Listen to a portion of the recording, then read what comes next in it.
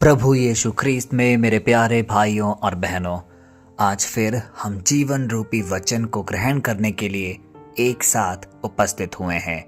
जिस प्रकार हमें हर रोज खाना खाने की जरूरत होती है, सोचिए यदि हमने कल खाना भर पेट खाया होगा तो आज हम ये नहीं कह सकते कि आज मुझे भूख नहीं है। हमें फिर से आज खाना खाना होगा क्योंकि हमारे शरीर की वही आवश्यकता है। इसी प्रकार हर दिन एक दैनिक रूप में हमें परमेश्वर के वचन को ग्रहण करना है, क्योंकि यह वचन एक या दो या तीन बार सुनने की चीज नहीं है। यह दिन प्रतिदिन हमारे जहन में गूंजते रहना चाहिए, क्योंकि यही तो वह वचन है जिसके अनुरूप हम अपने जीवन को ढालते हैं, जिससे हम गहरे गड्ढे में गिरने से बचते हैं और अपनी जीवन शैली को आगे बढ़ाने के लिए प्रोत्साहित रहते हैं। इसीलिए मेरे प्यारे भाइयों और बहनों, इस प्रार्थना सभा को बिना सुने हमें दिन का अंत कभी नहीं करना चाहिए। हर दिन सुबह सुबह यह वचन आपके पास पहुंचता है, आपके दिलों में दस्तक देता है, जिससे आप दिल का दरवाजा खोलें और परमेश्वर को स्वीकारें अपने जीवन में। और यह भी याद हमें रखना है कि जो भी वचन हम अध्ययन करते हैं किसी भी दिन, उस दिनचर्या में, उस दिन के हर काम में वह वचन हमारे दिल में दोहराते रहना चाहिए। और अंत में, दिन के अंत में हमें यह सुनिश्चित करना चाहिए कि किस प्रकार जो वचन हमने सुबह सुबह सुना था उसको अपने जीवन में ढाला है। ऐसे कौन से अवसर हमने अपने जीवन में पाया है जब हमने उस वचन को अपने जीवन में दोहराया है। यदि इस प्रकार हम हर दिन का चयन करेंगे, यदि इस प्रकार हम हर दिन का निवारण करेंगे, तब हम पाएंगे कि कितनी अद्भुत तरीके से पिता परमेश्वर की आशीष और उसका स्पर्श हमारे जीवन को छुएगा और हम हर दिन बदलते रहेंगे। अब समस्या यह है कि जब भी हम कोई बड़ा बदलाव लेने का निर्णय करते हैं तो कहीं ना कहीं हमारी परिस्थिति को ही हम दोषी ठहरा देते हैं। जैसे मैं हर दिन प्रार्थना इसलिए नहीं कर पा रहा क्योंकि मैं जॉब से घर पे लेट आता हूँ। मैं परिवार को समय इसलिए नहीं दे पा रहा क्योंकि मेरे जहन में और कई चीजें हैं जो मुझे तंग कर रही है। मैं अपने माता पिता का आदर इसलिए नहीं कर पा रहा क्योंकि मैं उनसे ज्यादा ज्ञानी हूँ, मुझे ज्यादा समझ है। प्यारे भाइयों और बहनों, किसी भी क्षेत्र में हम यदि आज इस वचन को सुनने के बाद बदलाव लाने की एक घोषणा कर रहे हैं तो सबसे पहला कदम हमारे अंतरतम में, हमारे आध्यात्मिक जीवन में आना चाहिए, क्योंकि हर बदलाव की शुरुआत हमारे अंतरतम में होती है। यदि हम खुद से बदलाव लाने की चेष्टा नहीं करेंगे तो हम कोई भी रिजल्ट बाहरी दुनिया में नहीं देख पाएंगे, चाहे वो हमारी प्रवृत्ति हो, हमारी आदत हो या हमारा जीवन जीने का सलीका हो। बदलाव तब भी आएगा जब हम खुद से उसकी शुरुआत करेंगे। और कहीं ना कहीं आज का वचन भी इसी के लिए हमें प्रेरित कर रहा है। आज का वचन जो हम अध्ययन करेंगे वो कहीं ना कहीं हमारे जीवन से एक बड़ा पर्दा उठाएगा। वह हमें यह ज्ञात कराएगा कि क्या कारण है कि हमारे पाप क्षमा नहीं होते, हमें चंगाई एक नियमित रूप में नहीं मिलती। क्योंकि आज भी ऐसे कई घर हैं जहाँ पे निरंतर प्रार्थनाएं होती रहती है। हम पूरी कृतज्ञता से पिता परमेश्वर का नाम भी लेते हैं, लेकिन चंगाई हमें स्पर्श नहीं करती, हमारे जीवन में कोई बदलाव नहीं आता। तो आइए बिना विलंब किए हुए आज का वचन पढ़ें और जाने कि किस प्रकार हम परमेश्वर के और करीब आ सकते हैं। आज का वचन लिया गया है 2 इतिहास की पुस्तक से, अध्याय 17 पद संख्या 14, और वह इस प्रकार है। यदि मेरी प्रजा जो मेरे नाम से कहलाती है दीन होकर प्रार्थना करे और मेरे दर्शन का खोजी हो और अपनी बुरी चाल से फिर जाए, तो मैं स्वर्ग से सुनूंगा और उनका पाप क्षमा करूंगा और उनके देश को चंगा करूंगा।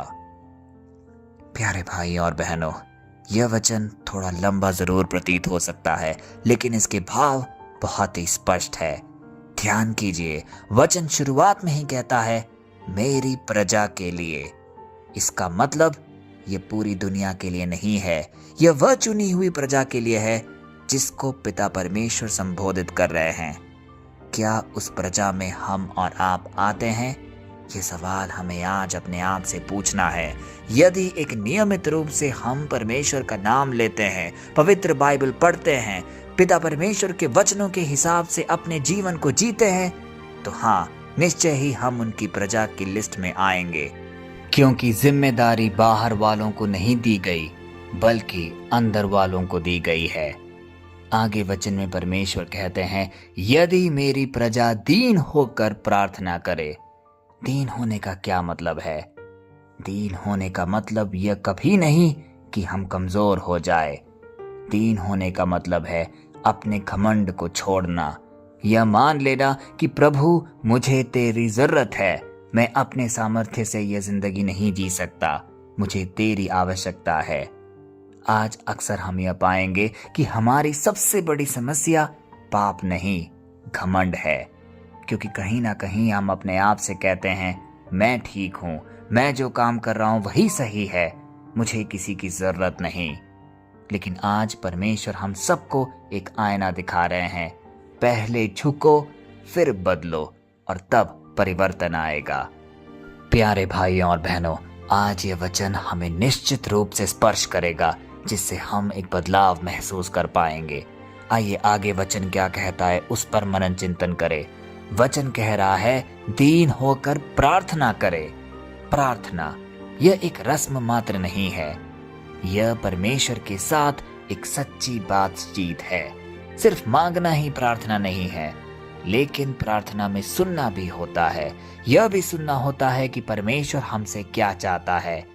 कल जो हमने प्रार्थना सभा रखी थी, उसका जो वचन था वह यही था कि परमेश्वर हमसे क्या चाहता है। जरूर उस वचन को दोबारा पढ़े और समझे। आज जब हम यह कहते हैं, मेरे लिए दुआ करो, कई लोग ऐसे होंगे जो आपसे प्रार्थना करने के लिए निवेदन करते हैं, लेकिन क्या वह खुद घुटनों पर आकर पिता परमेश्वर से अपनी विनती उनके सामने रखते हैं? क्या वह एक नियमित रूप से बाइबल पढ़ते हैं, कुछ समय पिता परमेश्वर के साथ वार्तालाप में निकाल पाते हैं? क्योंकि यदि वह खुद प्रार्थना में समय नहीं बिताएंगे तो दूसरे उनके लिए क्या प्रार्थना कर पाएंगे। इसीलिए आज परमेश्वर हम सब से कहता है, अगर तुम बोलोगे तो मैं सुनूंगा। आगे वचन हमसे कहता है, मेरे दर्शन का खोजी हो, अपनी बुरी चाल से फिर जाओ। इसका मतलब यह है कि हमें बाहरी रूप से किसी और को खोजते हुए नहीं रहना है, क्योंकि अक्सर हम पैसे को, समृद्धि को और शांति के लिए कई लोगों के पास दर दर भटकते रहते हैं। जहां भी थोड़ी सी भी आशा दिखती है, हम बस पीछे चल पड़ते हैं। लेकिन आज परमेश्वर स्पष्ट रूप से हमें समझा रहे हैं, मेरे दर्शन के खोजी हो, मेरी बातों पर मनन चिंतन करो। परमेश्वर का क्या तात्पर्य है हमारे जीवन में, उसको खोजने की कोशिश करो, और तब हमें सच्चा सुकून मिलेगा, सच्ची शांति मिलेगी। क्योंकि हमें अपनी बुरी चाल चलन से फिरना ही होगा। पश्चाताप इसका बहुत बड़ा एक उदाहरण है। पश्चाताप का मतलब है सिर्फ पछताना ही नहीं, बल्कि रास्ता बदलना। कई बार हम यह कहते हैं, हे प्रभु मुझे माफ कर दे, मैं आपके पास आना चाहता हूँ, लेकिन फिर भी वही रास्ते को अपनाते हैं जिसमें हम पाप में पड़े थे। आज परमेश्वर हमसे कह रहा है, मुड़ो, अपना रास्ता बदलो और मैं तुम्हें एक नया दिशा दिखाऊंगा। तुम्हारे जीवन में अनंत शांति आएगी। तो अब तक पिता परमेश्वर हमसे क्या चाहते हैं उसका हमने अध्ययन किया। अब अगले पड़ाव में वचन हमसे कहता है कि परमेश्वर की प्रतिज्ञा हमारे जीवन में क्या होगी यदि हम उनका अनुसरण करेंगे। वचन कह रहा है, मैं स्वर्ग से सुनूंगा, उनका पाप क्षमा करूंगा, उन्हें चंगा करूंगा, उनके देश को चंगा करूंगा।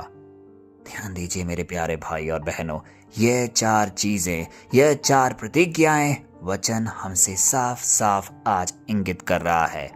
इसका मतलब यदि हम अपने जीवन में निम्न स्तर पर आकर एक निवेदन पूर्ण भाव से पिता परमेश्वर से प्रार्थना करेंगे और अपने गलत कामों से फिर जाएंगे और उनके खोजी होंगे, तो स्वर्ग का द्वार खुलेगा।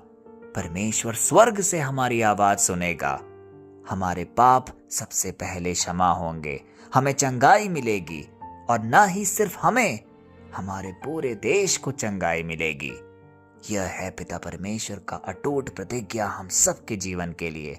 ध्यान दीजिए, देश की चंगाई की बात की जा रही है, किसी व्यक्तिगत के चंगाई की नहीं।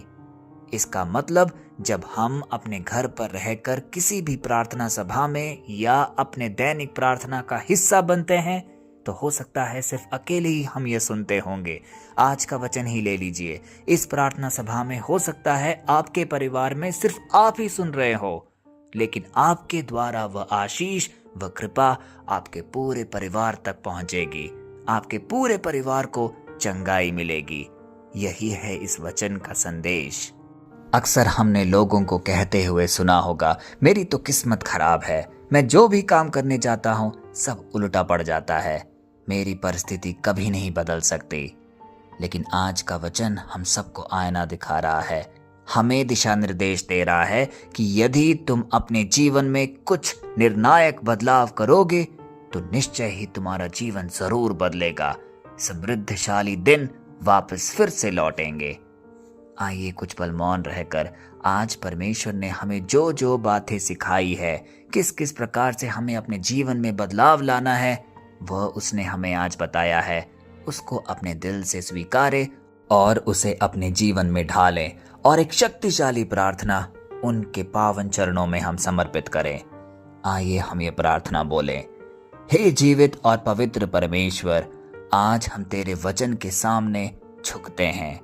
हे प्रभु, हम मानते हैं कि हमने कई बार घमंड किया, प्रार्थना को हल्का लिया और तेरे रास्ते से भटक गए। आज हम दीनहीन होकर तेरे सामने आते हैं।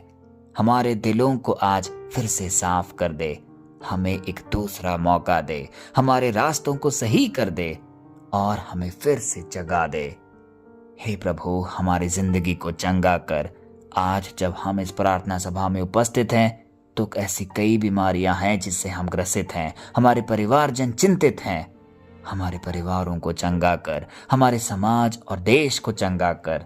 जिस प्रकार तू आज हमें आश्वासन देता है कि हमारे प्रार्थना से तू हमारे देश को चंगा करेगा, हमारे बदलाव से तू हमारे परिवार में बदलाव लेकर आएगा, वह सारे वचन आज हमारे जीवन में पूरा कर। हम यह विश्वास करते हैं हे प्रभु जी कि तू हमारी सुनता है, तू माफ करता है और तू बदलाव लाता है। प्रभु यीशु मसीह के सामर्थी नाम पे हम ये प्रार्थना करते हैं, आमीन। प्यारे भाई और बहनों, आज का वचन का इशारा साफ है। अगर बदलाव चाहिए तो शुरुआत कहीं ना कहीं तो हमें ही करनी होगी। उंगली उठाना आसान है, घुटने टेकना मुश्किल। आज यदि कोई भी घुटने पिता परमेश्वर के सामने प्रार्थना में झुकते हैं तो निश्चय ही उस घर से उठी हुई प्रार्थना पिता परमेश्वर के पास जरूर पहुंचेगी। स्वर्ग का द्वार खुलेगा और हमारे पाप क्षमा होंगे और हमें शांति महसूस होगा। यही है परमेश्वर की प्रतिज्ञा हम सब के लिए। तो आइए आज ये संकल्प लें, हम सिर्फ सुनने वाले नहीं मानने वाले बनेंगे। पूरे विश्वास के साथ पिता परमेश्वर के साथ दिन प्रतिदिन जुड़े रहेंगे, उनके वचनों को बिना सुने नहीं रहेंगे, क्योंकि जब जब परमेश्वर की प्रजा बदलती है तो परमेश्वर हालात बदल देता है। परमेश्वर की असीम आशीष, कृपा और अनुकंपा हमारे परिवारजन और हमारे हर एक निवेदन पर सदैव बनी रहे। पिता, पुत्र और पवित्र आत्मा के नाम पर, आमीन।